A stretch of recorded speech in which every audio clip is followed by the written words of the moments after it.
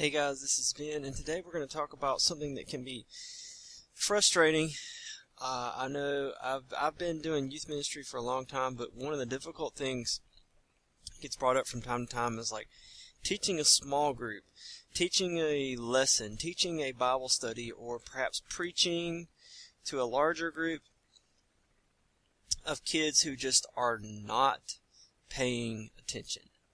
So one of the interesting things that comes up with this is it's usually referred to as the middle school boys. It's difficult. The middle school boys are difficult. So what we want to do is take a look at that, and just to make sure everyone's clear on what I'm talking about. What the problem that we want to talk about. It's the fidgeting.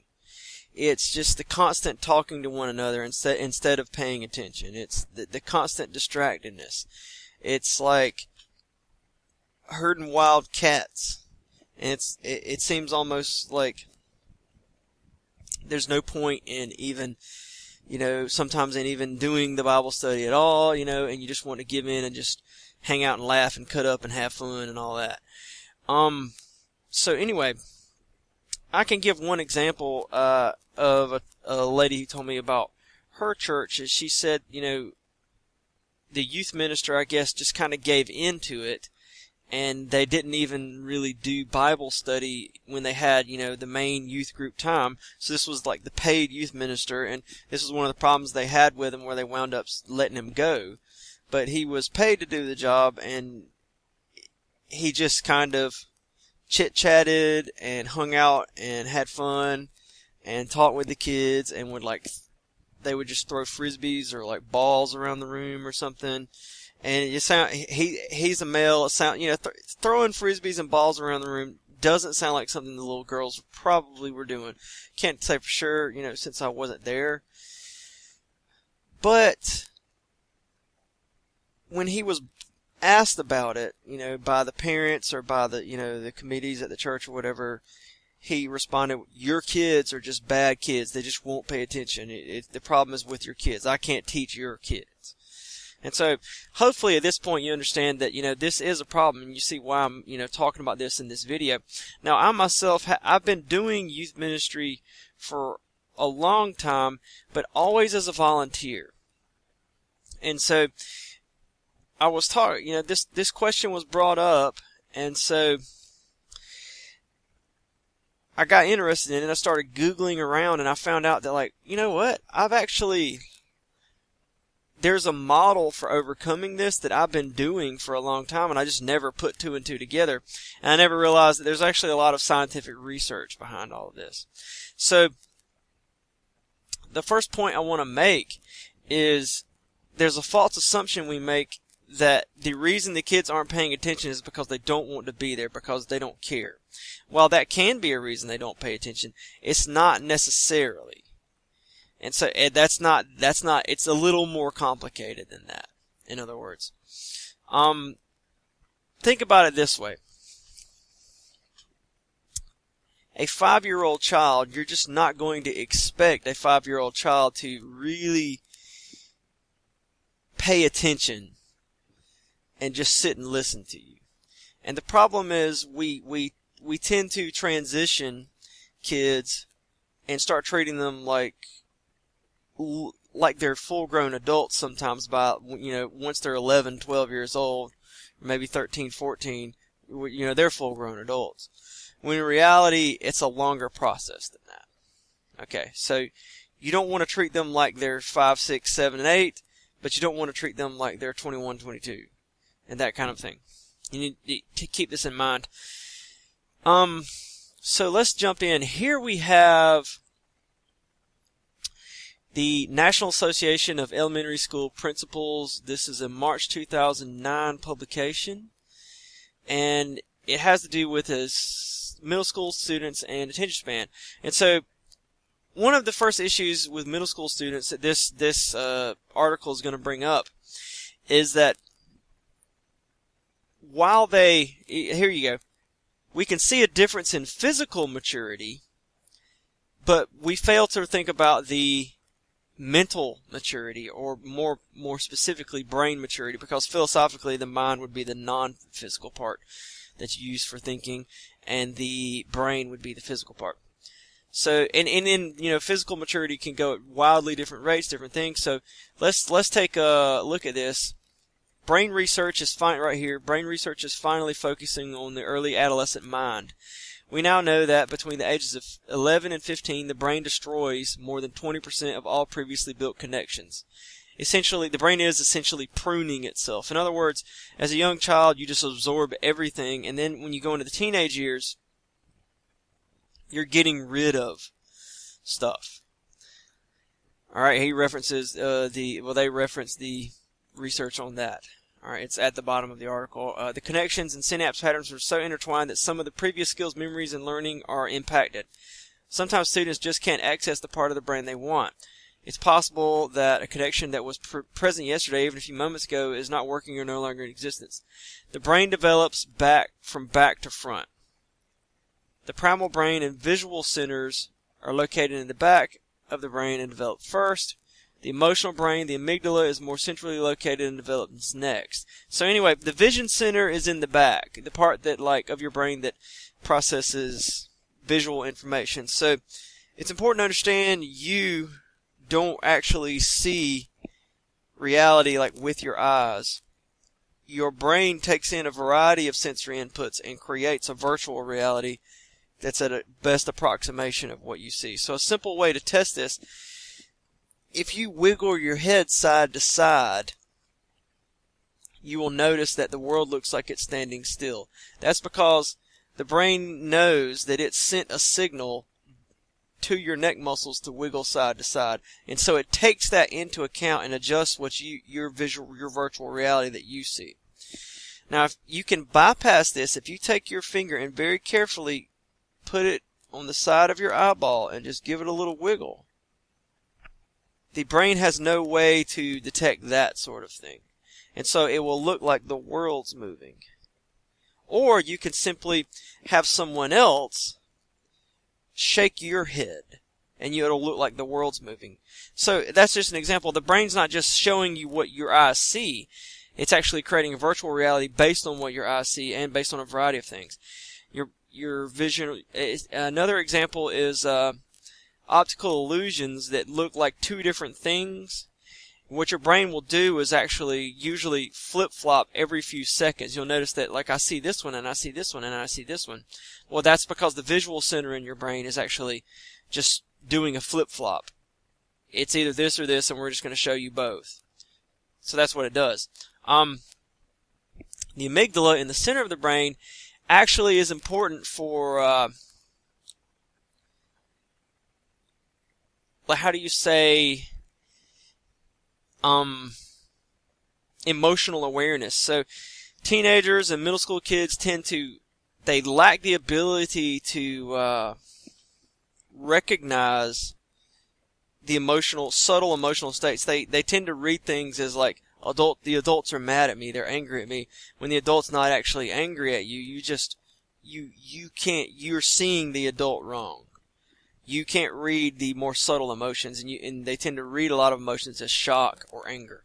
And then the frontal lobe is the last to development in this 5-year period, and it is, the frontal lobe is the brain region responsible for, I'm quoting from something else here, inhibiting inappropriate behaviors, controlling impulses, and coordinating complex plans. The frontal lobes are the last brain areas to develop, coming to full maturity in the early 20s. Until then, students may have difficulty controlling impulses or socially inappropriate behaviors such as talking in class. So, in other words, they're developing this and they're working on it. They're certainly better than an 8-year-old, but they're not there. Now, it's important to understand the point they make here. So it develops from back to front. We've got that figured out. It's a 5-year process, or I think they had a 4-year process there. We can advance the emotional brain develops differently in adolescence. We can advance the cognitive function of the brain, but the emotional brain does not necessarily advance with intelligence. For example, consider Michael Kearney, a young man of advanced intelligence who graduated from high school at age 5 and medical school so young he had to wait 2 years until he was 21 to practice medicine. So in other words, he graduated medical school, which is like I think it's like 9 more years on top of college, at 19. He participated in an experiment. He graduated from high school at age 5. Okay. He participated in an experiment to study his emotional brain, in which he was shown pictures of faces showing adult emotions. The result, he was no better than his peers at correctly identifying these emotions. Now there's an important part here, and this is going to get to something we're going to talk about later. The difference between men and women. It says the female neocortex develops between ages 11 and 15 years, and from the late teens to early 20s for males. So think about that. Basically, this process of back to front brain development develops 5 years earlier for females than it does for males. Therefore, in other words, like, by age 15, a woman has the brain that a man will have at age 20. So women are literally more mature. Okay, therefore, expecting the same maturity from middle school females and males is not logical, and, in fact, may be the impetus for single-gender classrooms. Alright, now, the most important attribute that middle school teachers and administrators can have in understanding pre-adolescence, mixed with a dose of patience, that's because the middle school students don't know why their brains don't work. They lose things, they forget to turn in assignments, and they can get sidetracked walking to their next class. There are many ways to reach and teach the middle school mind, however. Now, brain emphasis, research says, they need enough sleep. With immature emotional brains, they misread adult expressions. They see meanness and anger when none was intended. They hear yelling when voices are barely raised. Middle school brains make bad choices and decisions.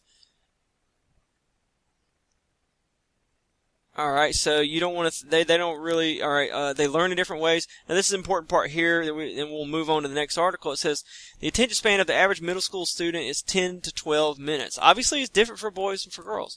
It's 10 to 12 minutes. There's little evidence that their brains can be trained to develop a longer span. So in direct instruction, to be kept to no more than this span of time. Previous wisdom held that in the normal classroom, students learn 40% visually, 40% auditorily. Okay, so we're going to move on. So just to show that this isn't just he's not just pulling this out of the air, we're going to go to a different book here. This is an excerpt from a book, Educating Tweens and Teens.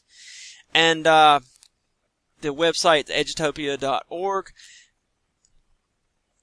So I have a quote talking about this book. This is just a review of this book.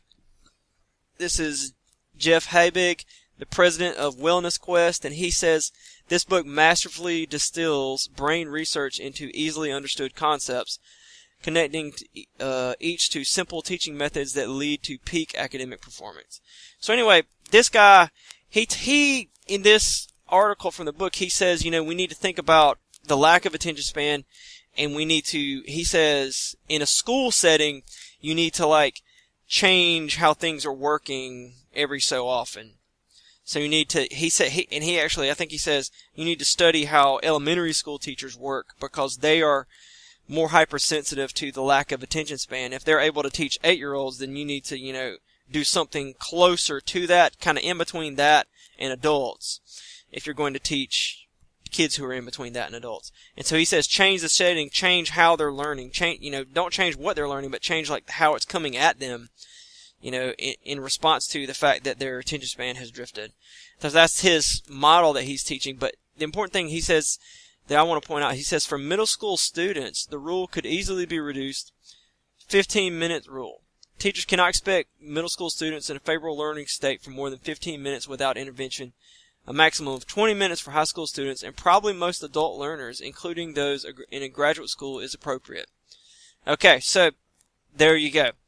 So we've got that out of the way. So the thing is, in middle school and in ministry and in church, it's a little bit different. It's not like you're in school all day. It's a very different environment. Kids come, and a normal youth group night might have 30 minutes of hanging out, an hour of structured time, and then 30 more minutes of hanging out. That's very just basic, although I'm sure it varies from church to church, place to place. So here's a guy who is talking about, he presents a strategy for dealing with middle school ministry and teaching Bible study to middle schoolers.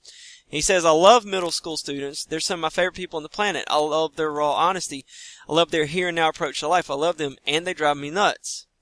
So he talks about what he calls this 40 minutes of hell method. So in other words, like what he says is, if you're going to sit in a Bible study and teach middle schoolers a Bible study for an hour, he says the first 40 minutes are hell. And then you get to 10 minutes of actual learning, and then you get to resurfacing, coming back to, regular time. Now, this is important. This guy, he's been in ministry for a long time, so he's got a lot of experience. And he says, I forget where he says it, but the important thing to understand is what he's saying is actually not too far from the research and the other stuff that we were looking at in different contexts. Like, in an hour session, he's talking about 10 minutes of actual learning time. So, the way he describes it, and this is the model I've done, I didn't know it was like there was any basis in other people's experience or research or anything. But that the first 20 minutes, they're just going to chat and just go with the chat. And so let's go ahead and talk about models. This is one of the models. I'm going to give you like 2 other models. But let's just go ahead and dive in, and we'll just talk about the different models now that we've kind of got the gist of it. And then I'm going to talk about people who might disagree with the brain research. We'll get to that last. But the models are, here's his model. He says, for the first 20 minutes, you allow the chit chat to go on. The way I've heard this described is you can think of middle school small groups like a hockey rink. And you're going to start out, they're going to be bouncing around constantly. You're going to start out and they're not even going to be on the ice. After about those 20 minutes, you get them to kind of put one foot on the ice. They can still bounce around outside, but get one foot on the ice. And then you have those 10 minutes where they're actually going to pay attention to you. That's your golden time where you need to actually teach them. And then you kind of ease them back out. So, here's the thing. What you want to do, this is my suggestion with this model, just based on my experience. I've been doing youth ministry since 2001. Teaching small groups since 2001, camps or with churches or that kind of thing, the summer of 2001.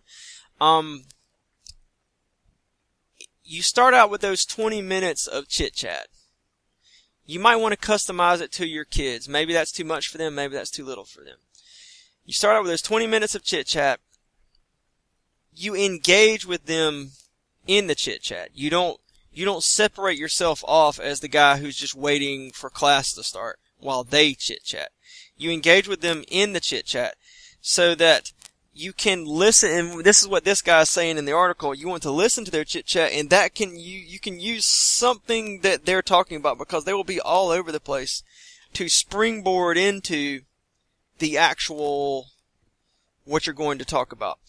The next thing you're going to do is you're going to start to, instead of beginning to teach class, you move the chit-chat into introducing conversation topics. Or you might actually start teaching, just asking discussion questions, but make them not too hardcore. I don't know I guess the best way to visualize it is with that hockey rink. Make them put one foot on the hockey rink, or make them put one foot in the water. But they're still so it's like the next 20 minutes, I guess, is like a semi-chit-chat mode, where you're somewhat still in chit-chat mode, but you're kind of beginning to open up and sort of start thinking about what we're starting to think about. So you're asking them to focus a little bit. And then, the interesting thing is, eventually there's going to come a point where they're going to give you those 10 minutes, or 10 to 15 minutes. And it's important to understand that once you get to that point, 2 things need to happen. First, you need to demand their attention, because at this point you know that if they're not paying attention, it's not because of any brain problem. All the research indicates that they are fully capable of giving you those 10 to 15 minutes. 2, you need to have introduced the concept in the last 20 minutes well enough so that you can actually start teaching it. So in other words, you need to be ready to strike while the iron's hot. So you don't want to just be completely beginning at this time. So anyway, there you go.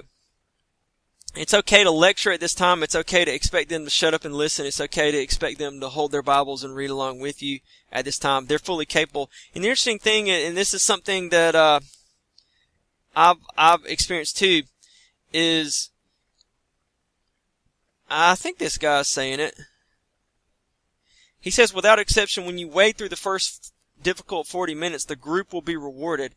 A magic moment will come, a spirit touches spirit, and in will flow a fresh insight or application that can only come from the mouth of a middle school student. I've had numerous volunteers witness this happening and say, wow, that went much deeper than I thought it would. The moment will happen when we allow it to form. If we try to force this moment, we will likely be rewarded with parroted answers, such as students try to give us what they believe you want to hear. Alright, so let's see, the second 20 minutes, let's see if he explains it better than I did. He said, begin a soft launch of your content. Say something like, during the conversation earlier I heard blank. It's interesting that was mentioned because our Bible study today mentions, that. Focus the group attention on small bites of scripture or a Bible story. Instead of having everyone read a scripture and letting the group comment on it, I prefer for everyone to turn to or pull up on their phones the same scripture camp. Just camp there for a while. Embrace the chaos of giggling and shifting. Be patient. Avoid lecture. Ask a lot of questions related to the topic. Give scenarios regarding how to apply the teaching of Scripture to their lives. Let the discussion flow and be patient. Did I mention be patient? So the interesting thing here is, what I've seen is if you don't push for those 10 to 15 golden minutes, then the kids will actually get offended that you don't teach them anything. But if you do fight for it, it's a total 180. There's no in between with them. They'll be super grateful that you taught them something. So with teaching these kids, there's no in between. So that's one model. Now another model that I've done is quite simply just girls. I remember my Sunday school class was 9th and 10th boys, all the way up until I think 2009, or was it 2008? It was 2009. So girls were introduced to my class, and so I had 9th and 10th girls and 9th and 10th boys, and it was fascinating to see like how much more mature these females were. They're clearly, it's a radical difference, and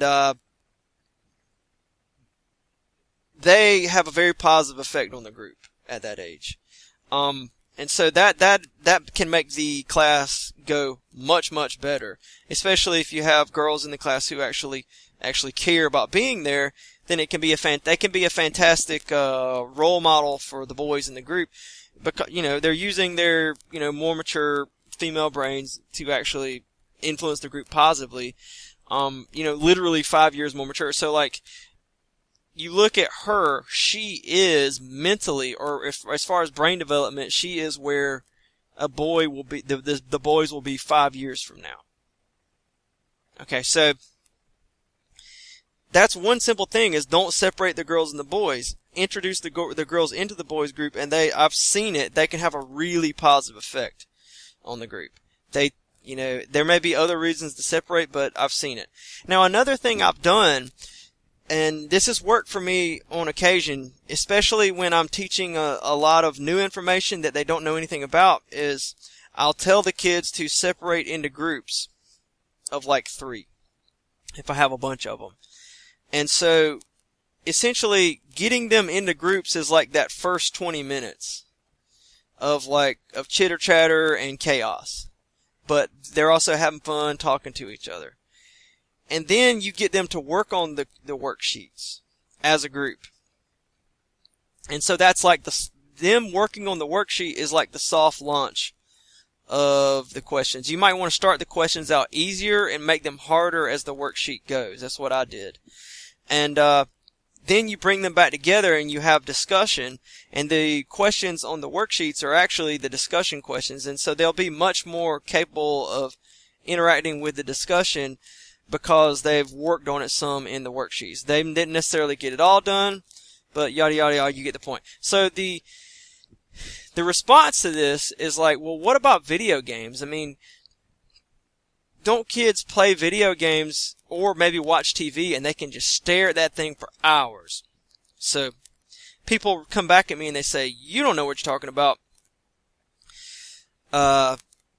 That's just nonsense, poopy pants, because, video games, kids can pay attention when they want to. There is no brain development. And it's funny because you would never say that about a 9-year-old, but you would totally say that about a 13-year-old. That's not a big difference. Alright, so here's Psychology Today. Why can my inattentive child pay attention to video games? A simple question. Alright, so the simple answer is video games, like TV, act very similar to drugs and the addiction forming process on the brain. And we're going to find some more consistent information here. So it says attention is interest-based and driven by stimulation. So in other words, people paying attention to things is not just about how interested they are in it. It's also driven by how much it stimulates them. So children with ADD are drawn to video games and screens in general precisely because they can focus on them. In other words, this is something that helps them focus and they enjoy that. The games provide sufficient stimulation for a dopamine surge, a brain chemical involved in focus and reward pathways, and thus gaming may be considered self-medicating. So the evidence is in whether it be online porn or whatever, video games and even gambling, we now know that you can get addicted to these things just like you can get addicted to cocaine. That's no longer in any way controversial anymore.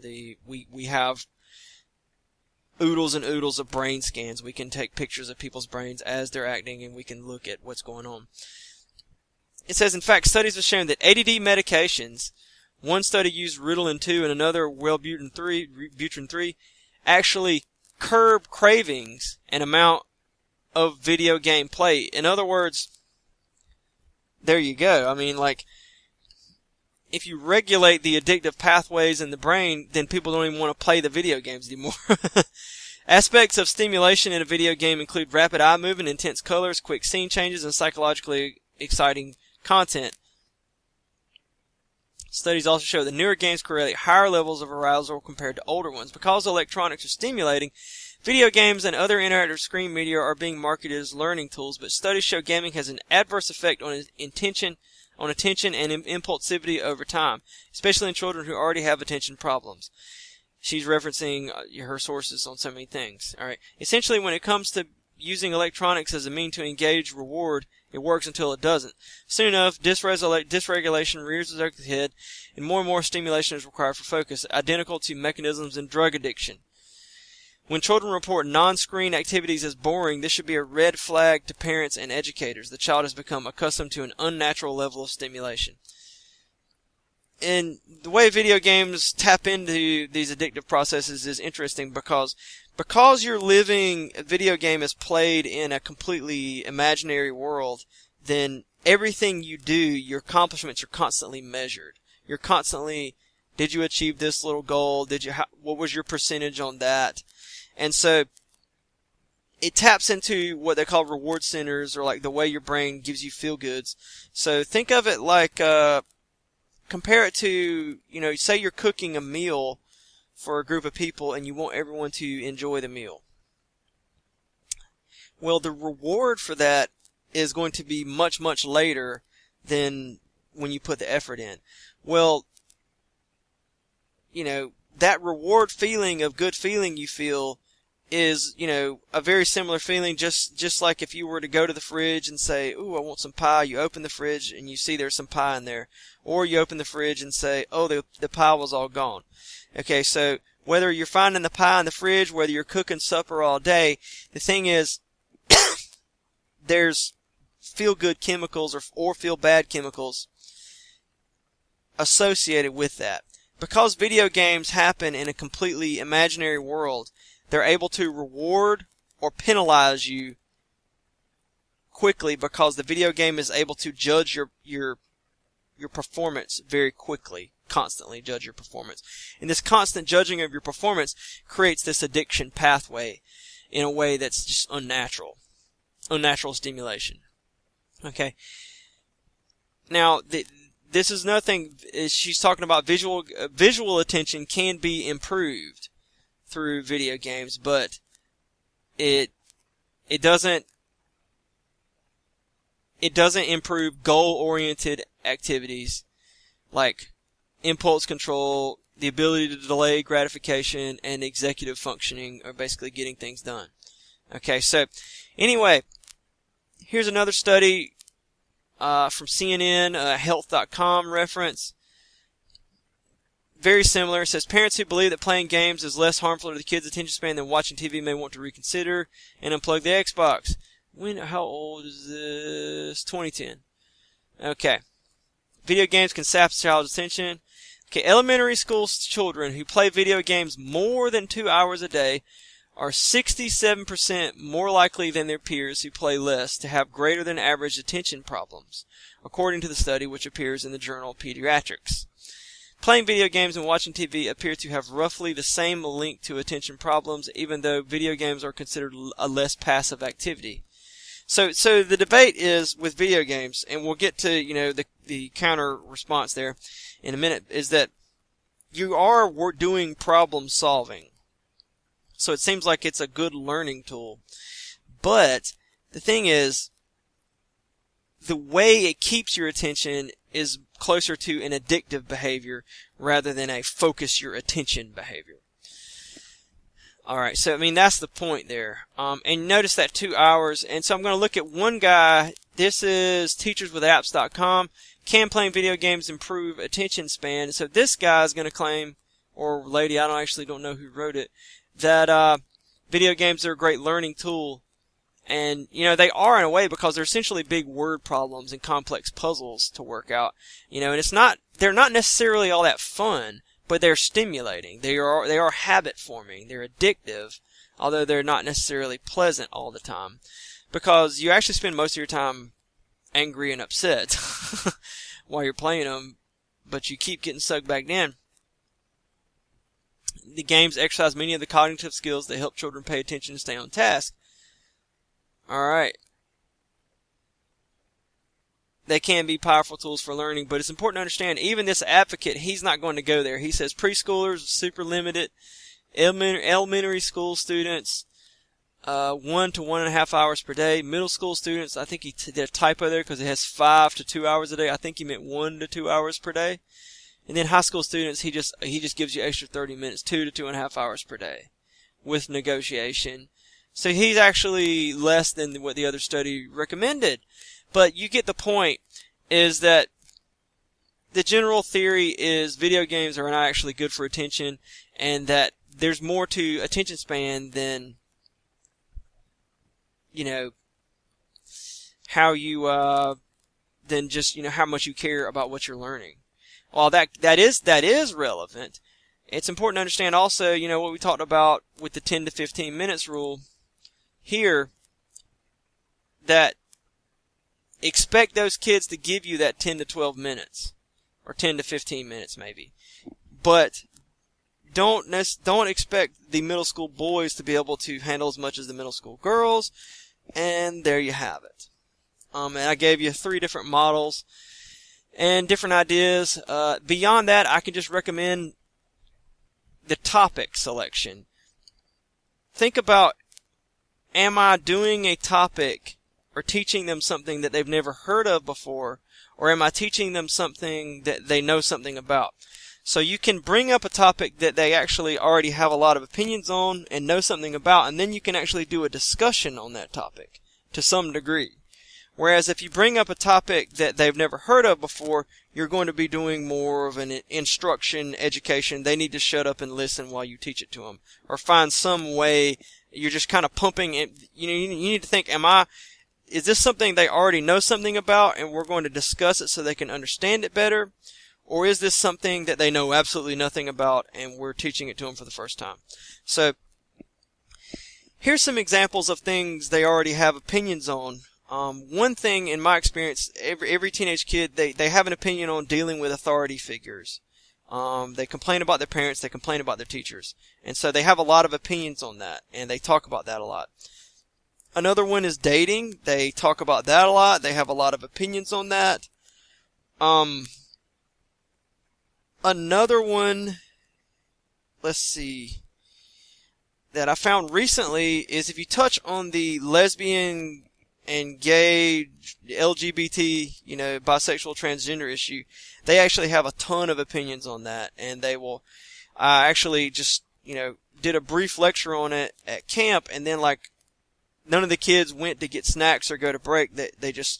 I just somehow sparked something that they already had tons of opinions on, and they just started discussing it amongst themselves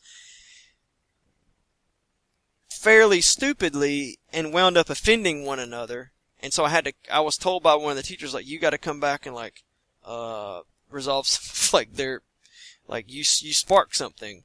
But the point is they were able to discuss it. It wasn't totally new for them. They actually had a lot of opinions on that. So you may hit on some subject that they just happen to know a lot about. And at least for them. And so you do want to think about your topic selection, and that's for any group. And then the worksheets actually are a good tool for introducing a topic quickly, getting them to discuss it, because they're writing down their thoughts, and then they can come back and have the discussion, and they're essentially taking pre-notes for the discussion questions that we'll have later. So with all of that said, I hope this video was informative and helpful in some way, and thank you for your time.